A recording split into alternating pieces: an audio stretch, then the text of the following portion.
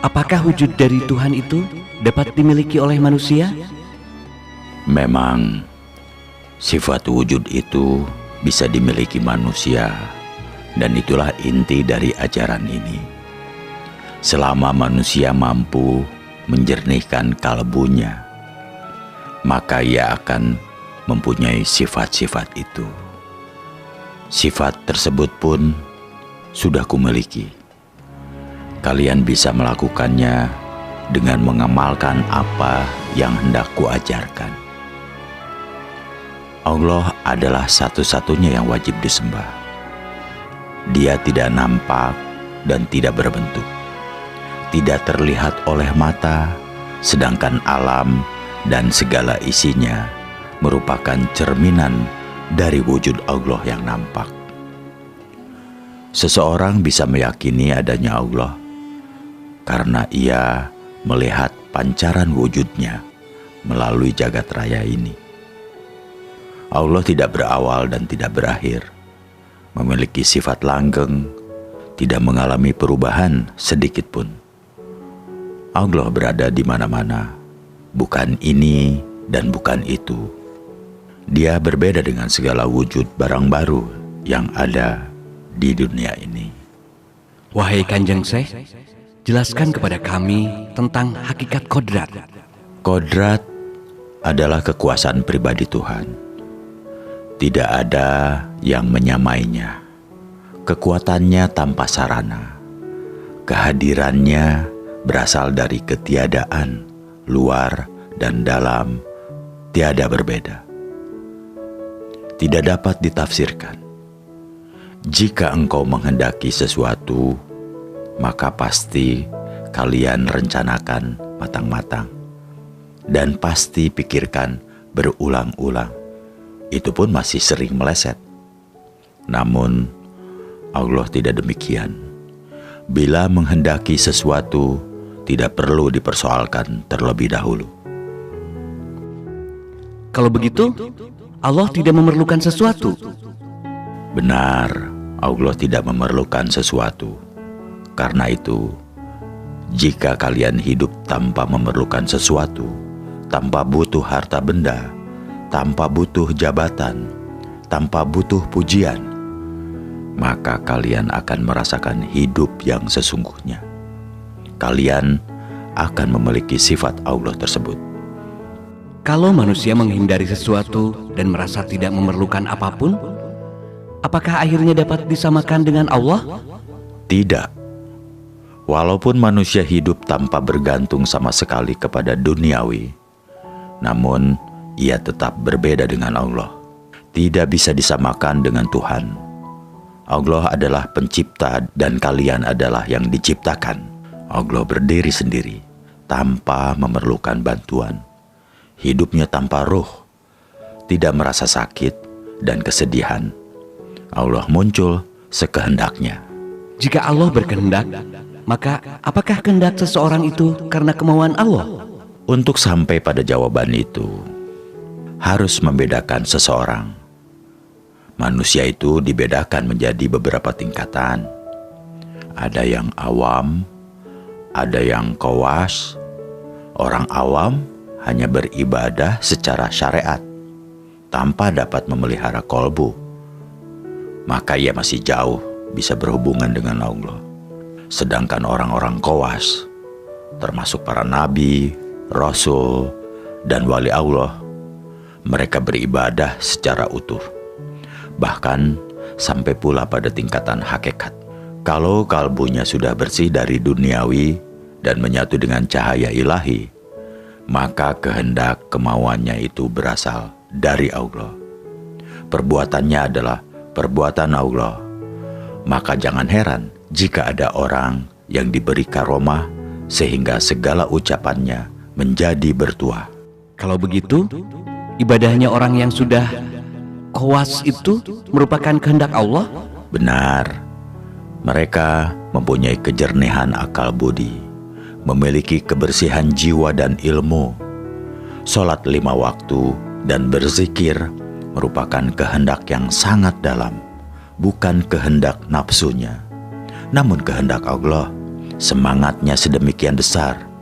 Mereka sholat tidak mengharapkan pahala, tetapi merupakan suatu kewajiban diri dan pengabdian.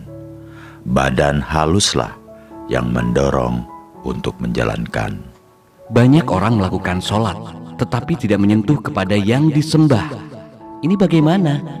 Memang, banyak orang yang secara lahiriah nampak khusyuk sholatnya, bibirnya sibuk mengucapkan zikir dan doa-doa, namun hatinya ramai oleh urusan duniawi mereka. Islam yang demikian ini ibarat kelapa. Mereka hanya makan serabutnya saja. Mereka hanya makan serabutnya. Padahal yang paling nikmat adalah buah atau daging kelapa dan air kelapanya. Mereka sholat 5 waktu sebatas lahiriah saja, tidak berpengaruh sama sekali kepada akal budinya. Padahal sholat itu diharapkan dapat mencegah keji dan munkar, namun mereka tidak mampu melakukannya dalam kehidupan sehari-hari. Kalaupun hakikat sholatnya itu membekas pada budinya, itu pun hanya sedikit. Buat apa sholat 5 waktu jika perangainya buruk? Masih suka mencuri dan berbohong. Untuk apa bibir lelah berzikir menyebut asma Allah jika masih berwatak suka mengingkari asma? Kadang-kadang pula mereka berharap pahala. Sholatnya saja belum tentu dihargai oleh Allah, tetapi buru-buru meminta balasan. Aneh. Wahai Syekh, ada hadis Rasulullah yang menyebutkan bahwa amal hamba yang pertama kali diperhitungkan adalah sembahyang. Jika sembahyangnya baik, maka semua dianggap baik. Ini bagaimana? Itu perlu ditafsirkan. Tidak boleh dipahami secara dangkal makna dari hadis tersebut. Hadis itu mengandung logika sebagai berikut. Orang yang tekun mengerjakan sholat dengan sempurna, maka perilaku, budi pekerti, dan kalbunya juga harus terpengaruh menjadi baik. Karena sholat yang dilakukan dengan jiwa yang bersih akan berpengaruh pula bagi cabang kehidupan lainnya. Dan sebaliknya, hadis itu tidak berlaku bagi orang yang tekun mengerjakan sholat, tetapi hatinya masih kotor. Tersimpan keinginan-keinginan nafsu, misalnya ingin dipuji orang lain, terdapat ujub dan sombong, serta budinya menyimpang dan menabrak tatanan yang dilarang. Apakah ada tuntunan mengenai pakaian seseorang yang sedang melakukan sembahyang? Sesungguhnya aku, Syekh Siti Jenar, tidak sependapat jika ada orang yang mengenakan pakaian gamis dan meniru-niru pakaian orang Arab dalam melakukan sholat. Jika selesai sholat, jubah atau gamis itu dilepaskan. Sedangkan sholat orang tersebut tidaklah menyentuh hatinya.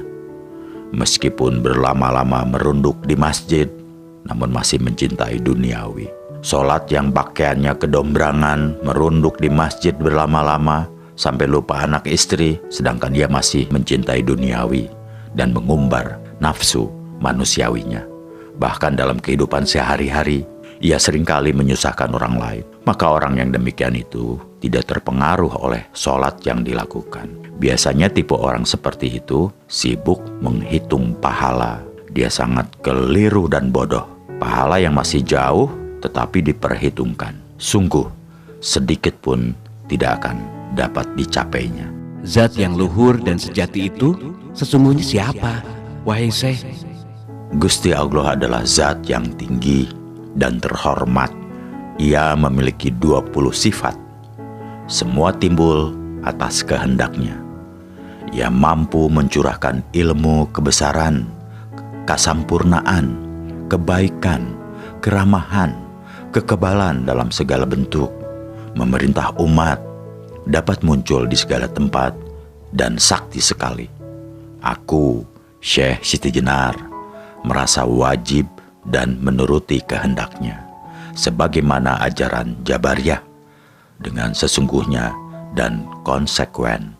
Selalu kuat cita-citanya, kokoh tidak tergoyahkan terhadap sesuatu yang tidak suci, berpegang teguh kepadanya selama hidup, tidak akan menyembah terhadap ciptaannya, baik dalam wujud maupun dalam pengertian. Mengapa Kanjeng Syekh dianggap oleh para wali sebagai wali murtad? Karena ajaranku tidak mudah dipahami orang awam. Bagaimana ajaran Kanjeng Syekh yang dianggap sesat? Aku adalah penjelmaan dari zat luhur yang memiliki semangat, sakti, dan kekal akan kematian. Dengan hilangnya dunia, Gusti Allah telah memberi kekuasaan kepadaku, dapat manunggal dengannya, dapat langgeng, mengembara melebihi kecepatan peluru. Bukannya akal, bukannya nyawa, bukan penghidupan yang tanpa penjelasan dari mana asalnya dan kemana tujuannya. Apa hubungannya antara Kanjeng Syekh Siti Jenar dengan Allah yang kau sebut sebagai zat sejati? Zat yang sejati menguasai wujud penampilanku karena kehendaknya. Maka wajarlah jika aku tidak mendapat kesulitan. Aku bisa berkelana kemana-mana, tidak merasa haus dan lelah, tanpa sakit dan lapar, karena ilmu kelepasan diri tanpa suatu daya kekuatan. Semua itu disebabkan jiwaku tiada bandingannya. Secara lahiriah memang tidak berbuat sesuatu, tetapi tiba-tiba sudah berada di tempat lain. Gusti Kang Murbeng dumadi, Allah yang kuikuti, kutaati siang malam, yang kuturut segala perintahnya. Tiada menyembah Tuhan lain kecuali setia terhadap suara hati nuraniku. Allah Maha Suci.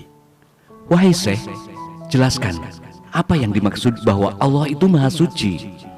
Allah Maha Suci itu hanyalah sebatas istilah saja, merupakan nama saja. Sebenarnya hal itu dapat disamakan dengan bentuk penampilanku. Jika kalian melihatku, maka nampak dari luar sebagai warangka, sebagai kerangka.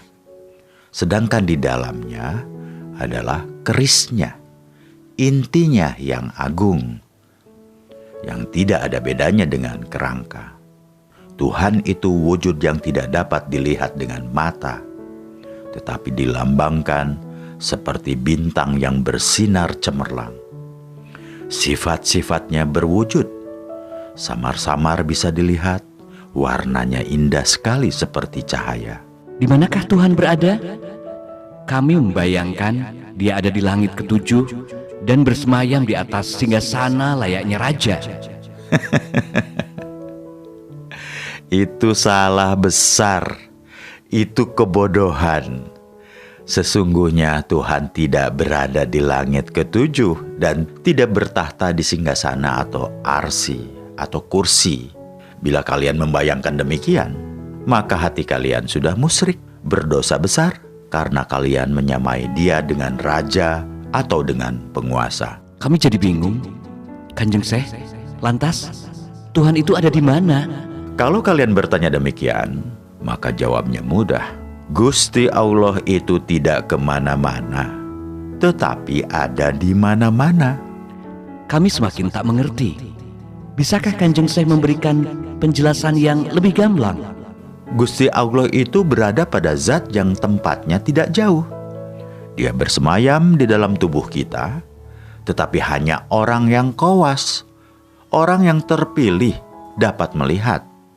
Tentunya dengan mata batin. Hanya mereka yang dapat merasakannya. Apakah Allah itu berupa roh atau sukma? Bukan roh dan bukan sukma. Allah adalah wujud yang tidak dapat dilihat oleh mata, tetapi dilambangkan seperti bintang-bintang bersinar cemerlang. Sudah kukatakan tadi, warnanya indah sekali. Ia memiliki 20 sifat, seperti sifat ada, tidak berawal, tidak berakhir, berbeda dengan barang-barang yang baru, hidup sendiri, tidak memerlukan bantuan dari sesuatu, berkuasa, berkehendak, mendengar, melihat, berilmu, hidup, dan berbicara. Sifat Gusti Allah yang 20 itu terkumpul menjadi satu wujud mutlak yang disebut dengan zat. Sifat 20 itu juga menjelma pada diriku. Karena itu aku yakin tidak akan mengalami sakit dan sehat. Punya budi kebenaran, kesempurnaan, kebaikan, dan keramahan. Rohku memiliki sifat 20 itu. Sedangkan ragaku yang lahiriah memiliki sifat Nur Muhammad. Wahai Syekh, bukankah Muhammad Shallallahu Alaihi Wasallam itu seorang nabi? Apakah Syekh mengaku sebagai nabi? Sedangkan dikatakan bahwa setelah Nabi Muhammad di dunia ini tidak ada kenabian lagi. Jangan salah menafsirkan kata-kataku. Jika salah, maka kau akan sesat dan timbul fitnah. Tentu saja memfitnah diriku begini, bahwa rohku adalah roh ilahi, karena aku pun memiliki sifat 20. Sedangkan badan, wadahku, jasadku ini adalah jasad Muhammad. Dari segi lahiriah, Muhammad adalah manusia. Namun, manusia Muhammad berbeda dengan orang kebanyakan. Muhammad memiliki jasad yang kudus, yang suci. Aku dan dia sama-sama merasakan kehidupan, merasakan manfaat panca indera. Dan panca indera itu hanyalah meminjam. Jika sudah diminta kembali oleh pemiliknya, akan berubah menjadi tanah yang busuk, berbau, hancur, dan najis. Nabi atau wali, jika sesudah kematian jasadnya menjadi tidak bermanfaat, bahkan berbau, kotor, najis, busuk, dan hancur. Warangka, jika sudah ditinggalkan kerisnya, maka tidak ada gunanya. Jika seseorang sudah mati, berarti selesai sudah kehidupannya? Siapa bilang begitu? Tidak. Meskipun jasadnya mati, tetapi sebenarnya ia tidaklah mati. Karena itu, kalian semua harus mengerti bahwa dunia ini sesungguhnya bukanlah kehidupan. Buktinya ada mati. Di dunia ini, kehidupan disebut kematian. Coba rasakan. Aku mengajarkan kepada kalian untuk tidak mencintai dunia ini dan tidak terpesona terhadap keindahannya. Carilah kebenaran dan kebahagiaan sejati demi kehidupan mendatang. Kehidupan setelah kematian. Kalian akan berarti jika telah menemui kematian dan hidup sesudah itu. Engkau harus memilih hidup yang tidak bisa mati. Dan hidup yang tidak bisa mati itu hanya kalian rasakan setelah nyawa terlepas dari badan. Kehidupan itu akan dapat dirasakan dengan tanpa gangguan seperti sekarang ini. Ketahuilah, hidup yang sesungguhnya adalah setelah nyawa lenyap dari badan. Agar dapat meraih kehidupan dalam kemuliaan sejati kelak, dalam kehidupan di dunia ini dibutuhkan kebenaran dan kebahagiaan sejati. Bagaimanakah cara mendapatkannya, Kanjeng Syekh?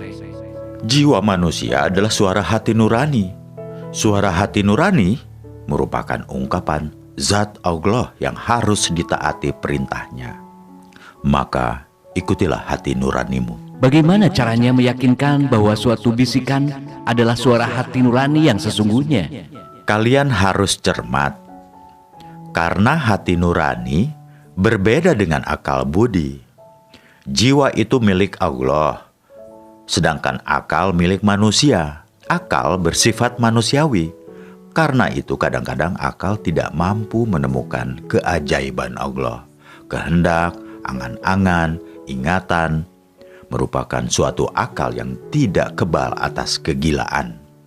Suatu ketika akal bisa menjadi bingung sehingga membuat seseorang lupa diri. Akal seringkali tidak jujur.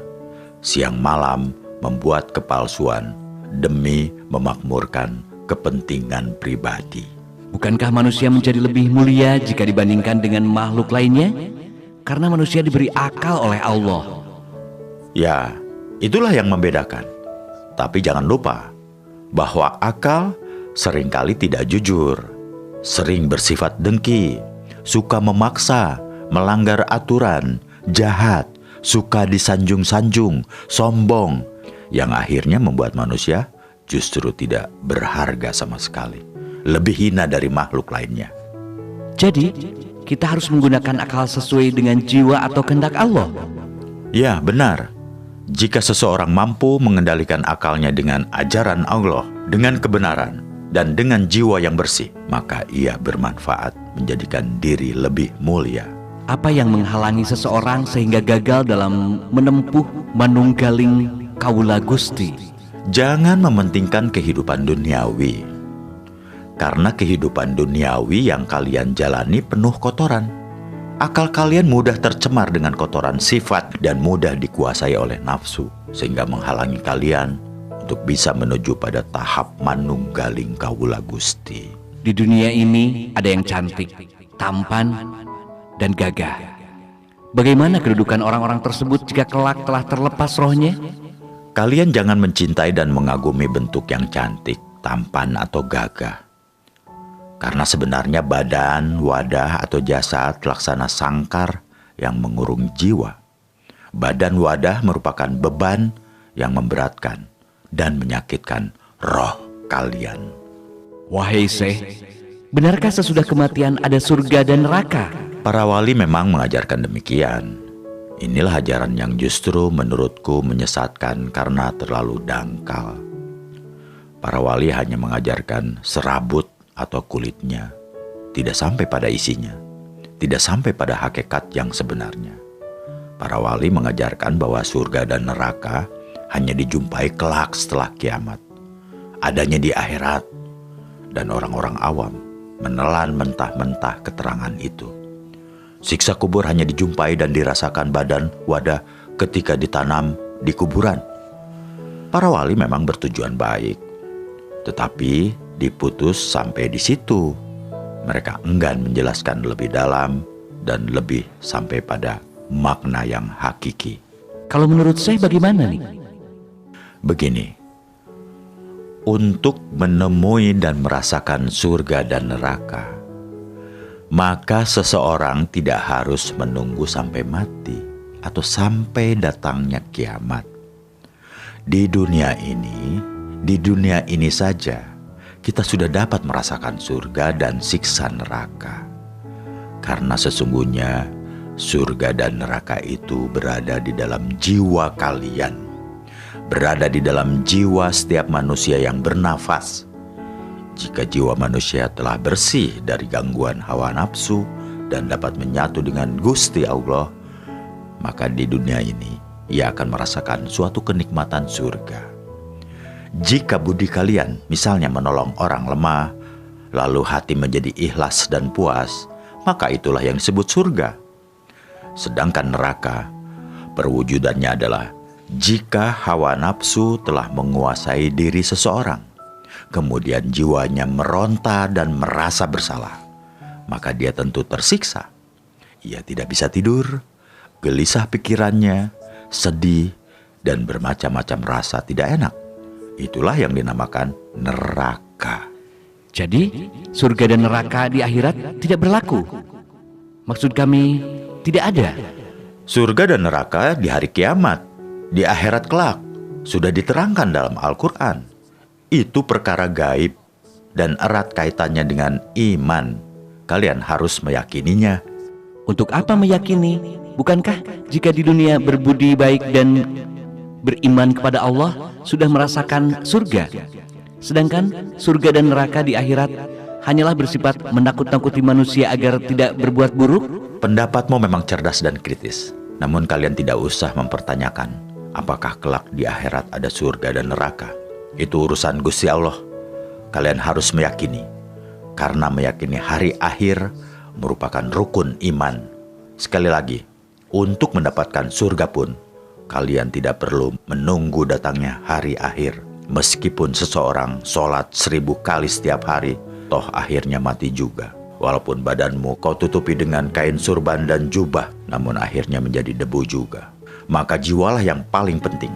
Jika keadaan jiwa seperti Tuhan, maka surga akan didapatkannya.